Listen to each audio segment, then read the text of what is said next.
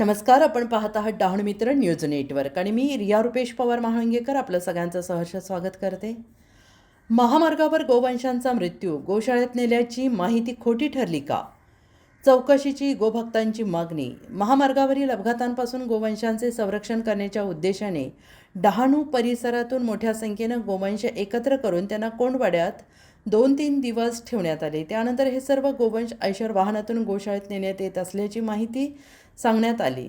मात्र संबंधित गोवंश नेमक्या कोणत्या गोशाळेत सोडण्यात आले याबाबत अद्याप माहिती स्पष्ट समोर आलेली नाही. उलट यातील काही गोवंश पुन्हा महामार्गावर सोडून देण्यात आल्याचा आरोप करण्यात आला आहे. आणि याच गोवंशांपैकी सुमारे 30 ते 32 गोमाता काल रात्री महामार्गावरील अपघातात मृत्युमुखी पडल्याची माहिती समोर येते. गोवंशांना गोशाळेत सुरक्षितपणे नेण्यात आले असल्याचे सांगण्यात आले असताना ते पुन्हा महामार्गावर कसे काय आले, त्यांना महामार्गावर कोणी सोडले, तसेच गोशाळेत नेण्याच्या नावाखाली नेमके काय घडले अशी मागणी भक्तांकडून करण्यात येते आहे. आणि या संपूर्ण प्रकरणाची शासनाने गांभीर्यानं दखल घेऊन गोवंश वाहतूक, संबंधित वाहन, गोशाळा, गोवंश महामार्गावर सोडणाऱ्या व्यक्तींची चौकशी करावी, दोषी आढळणाऱ्यांवर कारवाई करावी अशी मागणी गोभक्तांनी केली आहे.